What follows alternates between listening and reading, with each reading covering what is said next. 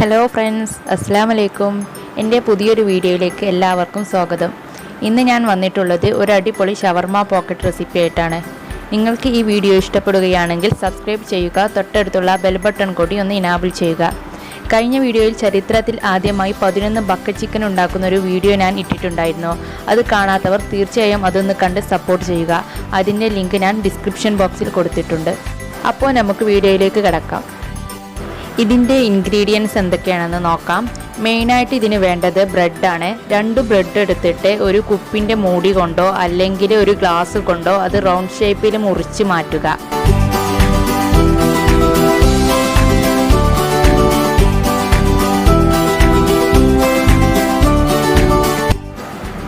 മുറിച്ച് മാറ്റി വെച്ച ബ്രെഡ് ഓരോന്നായി മുട്ടയിൽ മുക്കിയിട്ട് ബ്രെഡ് ക്രംസിൽ പൊതിഞ്ഞെടുക്കാം. ബ്രെഡ് ക്രംസിൽ പൊതിഞ്ഞെടുക്കുന്ന സമയത്ത് നല്ല പെർഫെക്റ്റായി പൊതിഞ്ഞെടുക്കാൻ ശ്രദ്ധിക്കണം.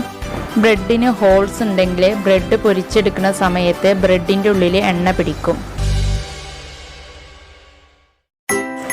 ഇനി ബ്രെഡ് പൊരിച്ചെടുക്കാം. ബ്രെഡ് ആയതുകൊണ്ട് തന്നെ പെട്ടെന്ന് കളർ ചേഞ്ച് ഉണ്ടാവും. ഏകദേശം ഒരു ബ്രൗൺ കളറായി വന്നിട്ടുണ്ടെങ്കിൽ അത് കോരി മാറ്റാം.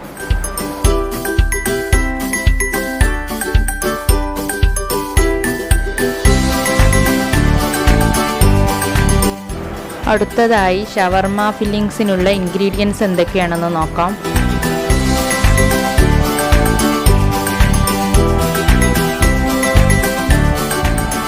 ഒരു കപ്പ് സവാള, ഒരു കുക്കുംബർ, ഒരു ക്യാപ്സിക്കോ,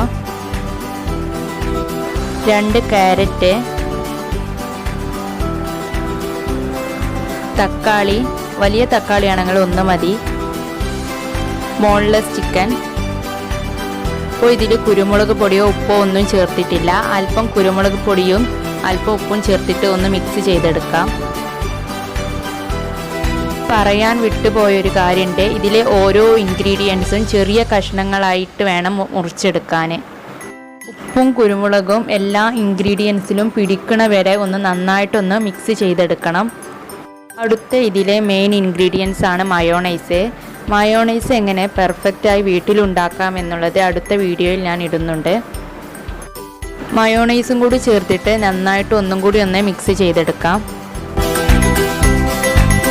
നേരത്തെ മാറ്റി വെച്ചിട്ടുള്ള ബ്രെഡ് നടുമുറിച്ചിട്ട് അതിൻ്റെ ഉള്ളിലേക്ക് ഫില്ലിങ്സ് നിറക്കുക. വീഡിയോ എടുക്കാൻ വേണ്ടിയിട്ട് കുറച്ച് ഇൻഗ്രീഡിയൻസ് ഉപയോഗിച്ചിട്ടാണ് ഇത് ഉണ്ടാക്കിയിട്ടുള്ളത്. നിങ്ങൾക്ക് ആവശ്യാനുസരണം ഈ ഇൻഗ്രീഡിയൻസിൻ്റെ അളവ് കൂട്ടുകയോ കുറയ്ക്കുകയോ ചെയ്യാം. ഇപ്പോൾ ഒരു അടിപൊളി സ്വാദിഷ്ടമായ പോക്കറ്റ് ഷവർമ റെഡി ആയിട്ടുണ്ട്. ഒരു വെറൈറ്റി റെസിപ്പി ആയിട്ട് ഞാൻ അടുത്ത വീഡിയോയിൽ വരാം. ഈ ഒരു കൊച്ചു വീഡിയോ നിങ്ങൾക്ക് ഇഷ്ടപ്പെട്ടാൽ ലൈക്ക് ചെയ്യുക, ഷെയർ ചെയ്യുക, കമൻറ്റ് ചെയ്യുക, കൂടെ സബ്സ്ക്രൈബ് കൂടി ചെയ്തിട്ട് എന്നെ ഒന്ന് സപ്പോർട്ട് ചെയ്യുക. എന്നാൽ ശരി, ഓക്കെ, ബൈ, ടേക്ക് കെയർ.